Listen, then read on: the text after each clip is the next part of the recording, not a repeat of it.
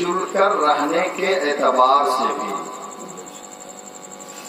کیونکہ انسان اپنے کپڑے کی بنیاد پر یا اپنے مکان کی بنیاد پر یا اپنے اقتدار کی بنیاد پر یا اپنے شہرت کی بنیاد پر وہ بڑا نہیں بن سکتا ہے. بڑا وہ بنتا ہے جس کا اخلاق بڑا ہوتا ہے. ذرا سب لوگ جھوم کر بولیے نا سبحان اللہ. جس کا ویوہار بڑا ہوتا ہے، جس کی عادت اچھی ہوتی ہے کہ اگر وہ گزرتا ہے تو لوگ اس کا نام ادب سے لیتے ہیں اور کہتے ہیں کہ فلاں صاحب کا ابھی اس راستے سے گزر ہوا ہے. کون صاحب؟ ارے وہ میرے بھائی جن کا اخلاق بہت بلند ہے، جن کا اخلاق بہت اچھا ہے. کچھ لوگ ایسے بھی ہیں کہ آپ اگر غم میں ہیں، مصیبت میں ہیں، پریشان حال ہیں، اور وہ اگر آپ کے پاس آ گئے تو وہ اپنے لفظوں سے یا اپنی اداؤں سے آپ کو ہنسا دیں گے. صحیح ہے؟ اور کچھ لوگ تو ایسے ہیں کہ کبھی مسکراتے ہی نہیں ہیں. وہ بڑا ڈینجر قسم کا ہوتا ہے جو کبھی نہیں مسکراتا ہے. اگر کبھی مسکرا گیا تو سمجھیے کہ خطرے سے خالی نہیں ہے. مسکرانا چاہیے، کیونکہ مسکرائیے گا نا تو آپ کو کوئی ٹینشن نہیں ہو. مسکرانے والا آدمی کبھی ٹینشن میں نہیں رہتا ہے، اور جس کو ٹینشن نہیں رہتا ہے نا اس کو بہت دیر کے بعد یہ شوگر کا مرض ہوتا ہے. شوگر سمجھ رہے ہیں آپ نے؟ نہیں سمجھ رہے؟ سب سمجھ رہے کہ نہیں؟ تو جو آدمی فری رہتا ہے نا اس کو کبھی یہ مرض نہیں ہوتا ہے. اور جو دنیا بھر کا ٹینشن اپنے دماغ میں لے کر رہتا ہے اس کو بہت جلدی یہ بیماری پکڑ لیتی ہے اور اپنی گود میں اس کو بیٹھا دیتی ہے. تو آپ لوگ بھی ایک بار مسکرائیے اور دونوں ہاتھوں کو اٹھا کر ایک بار کہیے یا رسول اللہ. یا رسول اللہ. مجھ کو لگنا چاہیے بھائی کہ میں ساکھا بارہ میں تقریر کر رہا ہوں. ایک بار اور جھوم کر بولیے سبحان اللہ.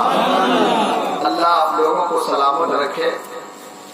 اسٹیج پر ہمارے مہمان اور میزبان دونوں تشریف فرما ہے. ہمارے اور آپ کے محبوب امام، چہیتے امام حضرت حافظ و قاری الحاج محمد امانت حسین صاحب کی ملا. آپ کے امام صاحب، ہمارے امام صاحب، اللہ نے کئی خوبیوں سے حضرت کو نوازا ہے الحمدللہ. کئی صفات سے متصف ہے حضرت کی ذات. دیکھیے شاعر اسلام جناب محفوظ کیفی صاحب نعرہ لگائیے، نعرہ تکبیر. اور ہلکے میں آپ لے رہے ہیں، زور سے نعرہ لگائیے. بہت بڑے شاعر کے بھائی ہیں. نعرہ تکبیر، نعرہ رسالت. شاعر اسلام محفوظ کیفی صاحب بہت اچھا پڑھتے ہیں. ان کو آپ سنیے گا.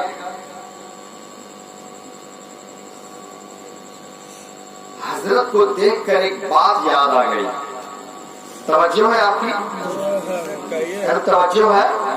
ہاں حاجی صاحب، آپ کا یہ لباس دیکھ کر، آپ کا یہ کپڑا دیکھ کر اور یہ ہمارے چچا سامنے بیٹھے ہیں، یہ جتنے لوگ ہیں الحمدللہ جن کے چہرے پہ نبی کی سنت ہے، یہ داڑھی میرے نبی کی سنت ہے نا؟ آپ دیکھیے گا اس دنیا میں نبی کی سنت کا اتنا پاور ہے کہ عورت کسی کو دیکھ کر سر ڈھکے یا نہ ڈھکے، مگر داڑھی والے کو دیکھ کر وہ ضرور اپنے سر کو ڈھک لیتی ہے۔ اس داڑھی کا یہ پاور ہے، نبی کی سنت کا یہ اثر ہے کہ وہ عورت چاہے وہ کسی سے پردہ کرے یا نہ کرے، مگر اس راستے سے اگر داڑھی والے کا گزر ہو گیا تو وہ ضرور پردے میں آ جائے گی، کیونکہ اس عورت کو بھی پتا ہے آنے والا مرد آ رہا ہے، آنے والا رسول کا غلام آ رہا ہے۔ عورت کو بھی اللہ نے اتنی عقل دیا ہے کہ جو داڑھی والا ہوتا ہے حقیقت میں وہی مرد ہوتا ہے، وہی عاشق رسول ہوتا ہے، وہی نبی کا دیوانہ ہوگا۔ تکبیر، نعرہ تکبیر، نعرہ رسالت، علماء اہل سنت زندہ باد۔ تو یہ کپڑا سبحان جو ہمارے قاری صاحب پہنے ہیں، ہمارے چچا لوگ پہنے ہیں، ہمارے حاجی صاحب پہنے ہیں، الحمدللہ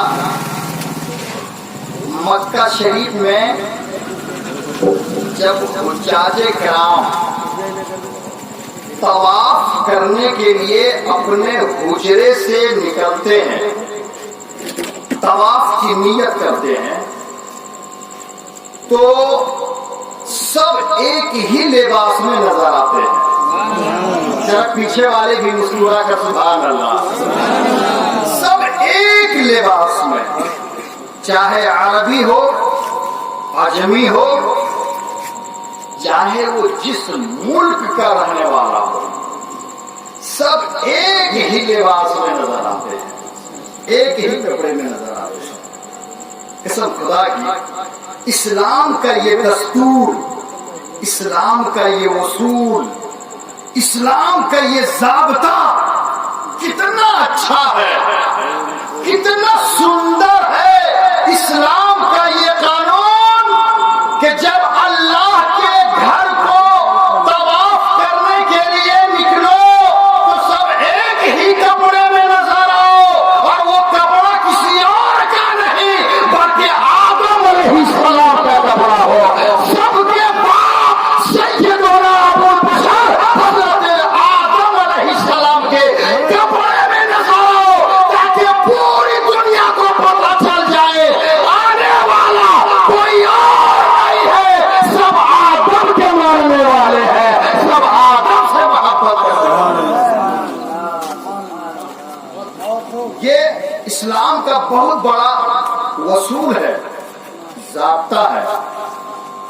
اور وہ ٹھیکیدار صاحب کہاں چلے گئے ہیں؟ آپ کو کھول رہے ہیں، یہ تو اپنی حیثیت کے مطابق آپ کو دینا ہے کہ نہیں؟ ہم لوگ بھی سب کام کرتے ہیں تو اپنی اپنی حیثیت کے مطابق کرتے کہ نہیں کرتے؟ جس کو اللہ نے جتنا دیا ہے اس کو اس حساب سے دینا ہے، نہیں تو پھر آپ میں اور دوسرے لوگوں میں فرق کیا رہ جائے گا؟ ایک بار اور مسکرا کر بولیے سبحان اللہ۔ بہت اچھا قاری صاحب اور ہمارے شاعر اسلام جناب محفوظ کیفی صاحب، ان کو میں اپنا شاعر کہتا ہوں، یہ میرا شاعر ہے، سبحان اللہ، میرا شاعر ہے، یہ بہت اچھا پڑھتے ہیں۔ ایک یہودی تھا، حاجی صاحب کیا نام ہے آپ کا؟ کہاں گھر ہے؟ ناشری پڑھنے کے لیے ہیں آپ؟ توصیف بھائی ہے نا، کتنے اچھے لگ رہے ہیں اس کپڑے میں۔ یہ لباس کتنا خوبصورت لباس ہے، سبحان اللہ۔ چونکہ یہ لباس جو ہے نا، یہ کپڑا ہمارے اسلام نے عطا کیا ہے۔ جھوم کر بولے سبحان اللہ۔ آپ جمعہ میں دیکھتے ہوں گے، ہے نا، جوان ہے وہ بھی کرتا پاجامہ، بوڑھا ہے کرتا لنگی، بچہ ہے وہ بھی کرتا پاجامہ پہن کر اپنے گھر سے نکلا۔ قاری صاحب کی نظر پڑی، شاعر اسلام محفوظ کیفی کی نظر پڑی، حاجی صاحب کی نظر پڑی، توصیف بھائی کی نظر پڑی، منصور صاحب کی نظر پڑی۔ دیکھا، دیکھنے کے بعد مسکرا گئے۔ میں بغل ہی میں تھا، میں نے کہا قاری صاحب، آنے والا جوان اپنے گھر سے کرتا پائجامہ پہن کر آ رہا تھا، آپ نے دیکھ کر اپنے آپ کو خوشی کے ماحول میں لے آیا، آپ کیوں مسکرانے لگے؟ تو آپ کے قاری صاحب نے جواب دیا، ہارون تمہیں پتا نہیں ہے، جب کوئی یہ لباس پہن کر اپنے گھر سے نکلتا ہے مسجد میں نماز پڑھنے کے لیے، تو کوئی مسکرائے یا نہ مسکرائے، مدینے سے مصطفیٰ مسکرا جاتے ہیں، آمنہ کے لال مسکرا جاتے ہیں کہ دیکھ میرا دیوانہ اسلامی لباس پہن کر اپنے گھر سے نکل رہا ہے، خدا کے گھر جا رہا ہے، بیوی ہے تو بیوی مسکرا رہی ہے، ماں باپ ہے ماں باپ مسکرا رہے ہیں، دوست ہے دوست مسکرا رہا ہے، محلے کے لوگ مسکرا رہے ہیں۔ قسم خدا کی یہ کپڑا اتنا اچھا ہے، یہ لباس اتنا سندر ہے کہ جو اس کو پہن لیتا ہے زمانہ اس کو چن لیتا ہے، زمانہ اس کو منتخب کر لیتا ہے، اس لیے کہ جو نبی کے دیے ہوئے کپڑے کو پسند کر لیتا ہے، زمانہ اس کو پسند کر لیتا ہے۔ ایک یہودی اور ایک مسلمان، دونوں میں کچھ بحث ہو گئی، حاجی صاحب دونوں میں کچھ بحث ہو گئی۔ یہودی کہنے لگا کہ میرا دھرم اچھا ہے، قاری صاحب کیا کہا کہ میرا دھرم اچھا ہے۔ مسلمان کا بھی عشق جو ہے نا وہ سر چڑھ کر بولنے لگا۔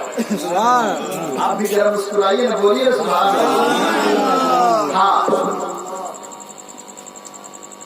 مسلمان کا بھی عشق جو ہے نا وہ بیدار ہو گیا،